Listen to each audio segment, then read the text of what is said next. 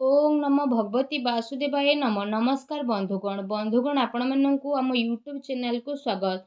बंधुगण आज आम जानिबा आपणक पई आगामी 2 दिनर स्थिति किपरि साब्यस्त हेबो, केउ प्रकारर ए 2 दिन को आपण माने प्लानिंग करिवे, ए दिन विशेष भाबरे आपण माननक पई किपरि साब्यस्त हेबो, केउ केउ जिनिस रे आपणकु फायदा हेबो, केउ सबु जिनिस रे आपणकु सावधानता अवलंबन करिबा पई पड़िबो, आपणकर लव लाइफ किपरि रहिबो, क्यारियर किपरि रहिबो, बिजनेस आउ व्यापार किपरि रहिबो एवं स्वास्थ्यर किछि महत्वपूर्ण इनफॉरमेशन मध्ये आमे आपण माननकु देबु। आउ ए वीडियो शेष रे आमे आपण माननकु किछि उपाय विषय रे मध्ये कहिबु, जहा द्वारा आपण ए 2 दिन को आहुरि अधिक शुभ और मंगलदायक करि परिबे। तेनु आगकु वीडियो आरंभ करिबा पूर्व आमर आपनकु रिक्वेस्ट कि जदि आपण हमर ए चैनल रे नुआ करिसचंती ते चैनल को सब्सक्राइब करंतु, सांगरे नोटिफिकेशन बेल को मध्य ऑन करंतु, जहा द्वारा समय समय रे नुआ नुआ वीडियो रे नोटिफिकेशन आपनकु मिलिबो। तो आसंतु जानिबा किपरि रहिबो आपण माननक पई विशेष भाबरे ए 2 दिनर स्थिति। सबुठारु प्रथमे कहिबा कि कोन आपणक पई ए दिन रे विशेष भाबरे पॉजिटिव रहिबा पई जाउछि। जदि कहिबा ए समय रे आपणकर आर्थिक स्थिति काफी अनुकूल मध्य रहिबो। आर्थिक लाभ पई मध्य आपणकु विशेष भाबरे भलो मौकार मध्य प्राप्त हेबो। व्यवसाय संबंधित किंबा बाहरर कंपनी संबंधित कार्य रे आपणकु विशेष भाबरे भलो लाभ प्राप्तिर संभावना मध्य बनुछि। ता सहित बाहरु काम कार्य को नेई मध्य आपणकर किछि यात्रा होई पारे, जहा आपणक पई अवश्य ही लाभदायक सिद्ध हेबो।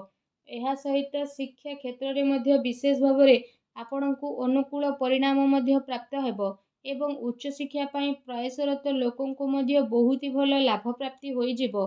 आपणक ज्ञान रे बुद्धि हेबो एवं वरिष्ठ तथा गणमान्य लोकंको द्वारा आपणकु अवश्य ही प्रशंसा प्राप्त हेबो।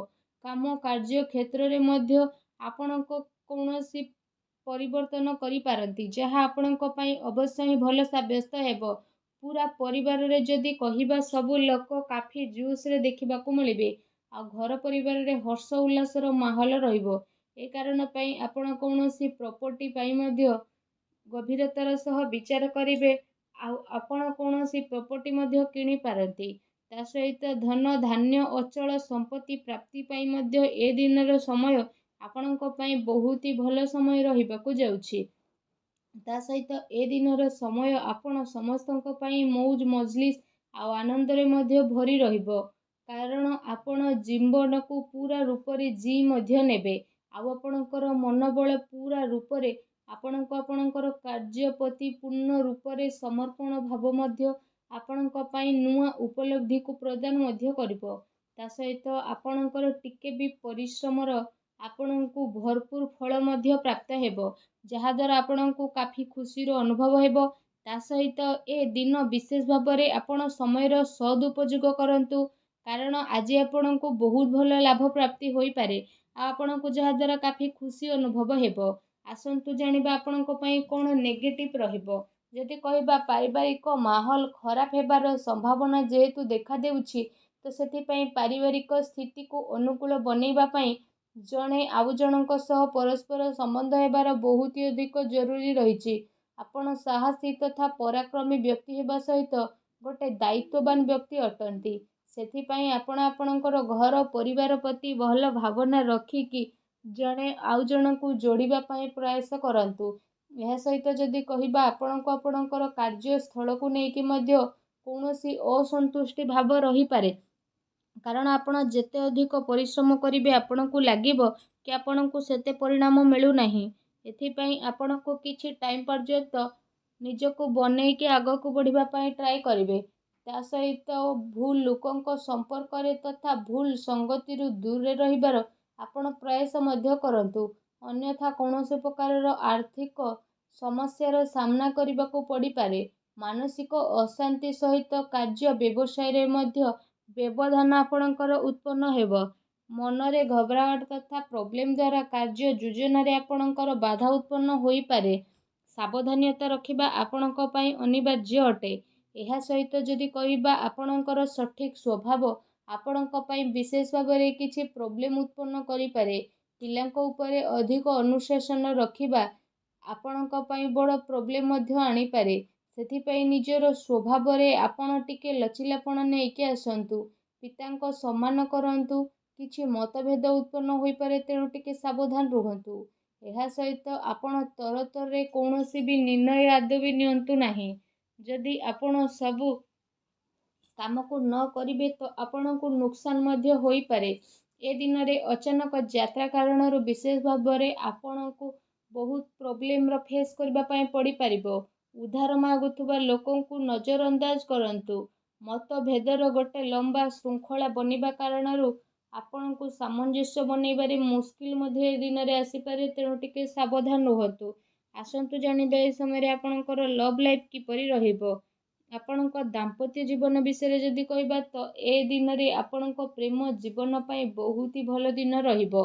ତା ସହିତ ପ୍ରେମ ମାମଲା ପାଇଁ ମଧ୍ୟ ଏ ସମୟ ଆପଣଙ୍କ ପାଇଁ ଅତି ଉତ୍ତମ ରହିବ। ଏହା ସହିତ ବିବାଦରୁ ଆପଣ ଦୂରେଇ ରୁହନ୍ତୁ। କାହାର କହିବା ଦ୍ୱାରା କୌଣସି କାର୍ଯ୍ୟ ଆପଣ କରନ୍ତୁ ନାହିଁ। ଆପଣଙ୍କୁ ଆପଣଙ୍କ ନିଜ ଉପରେ ଭରସା ରଖିବାକୁ ପଡ଼ିବ।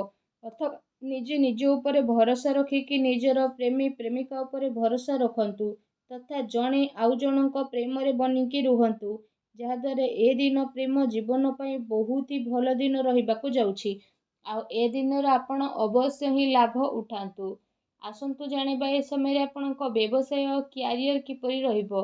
ନିଜର ଯୋଜନାକୁ ଆପଣ କାହାରି ଆଗରେ ଅଧିକ ଜାହିର କରନ୍ତୁ ନାହିଁ। ଆପଣଙ୍କର ଗୁପ୍ତ ଯୋଜନା ଆପଣଙ୍କ କାମରେ ଅଧିକ ଫାଇଦା ପ୍ରଦାନ କରିବ। ଏ ସମୟରେ କେଉଁଠାରୁ ଆପଣଙ୍କୁ ବିଶେଷ ଭାବରେ ଅଚାନକ ଲାଭ ମିଳିବାର ଆଶା ରହିଛି। ବାସ୍ ଆପଣଙ୍କୁ ଆପଣଙ୍କର ନିର୍ଣ୍ଣୟକୁ ହିଁ ମାନ୍ୟତା ଦେବାର ରହିଛି। ପବ୍ଲିକ ଡିଲିଂ କାମରେ ଆପଣଙ୍କୁ ଅବଶ୍ୟ ହିଁ ଫାଇଦା ପ୍ରାପ୍ତି ହୋଇଯିବ। ତା ସହିତ ବ୍ୟବସାୟିକ କ୍ଷେତ୍ରରେ ଧନ ଲାଭର ସ୍ଥିତି ମଧ୍ୟ ବନୁଛି।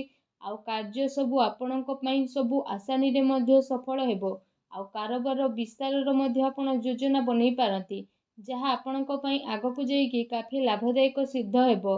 ଏହା ସହିତ ଆପଣଙ୍କୁ ପଇସା ନେଣ ଦେଣରେ ସାବଧାନ ରହିବାକୁ ପଡ଼ିବ।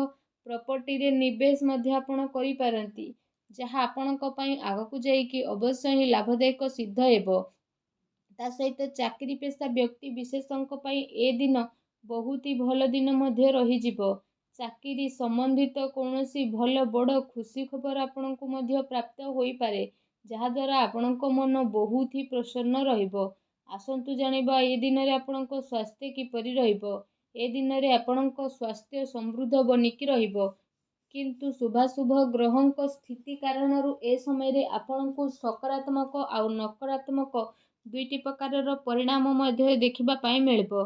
ତା ସହିତ ଶାରୀରିକ ଠାରୁ ଅଧିକ ମାନସିକ ସ୍ୱାସ୍ଥ୍ୟ ଉପରେ ଆପଣଙ୍କୁ ବିଶେଷ ଭାବରେ ଅଧିକ ଜୋର ଦେବାର ଆବଶ୍ୟକତା ରହିଛି। ଆପଣଙ୍କୁ ଆପଣଙ୍କ କ୍ରୋଧ ଉପରେ ନିୟନ୍ତ୍ରଣ ରଖିବାକୁ ପଡ଼ିବ।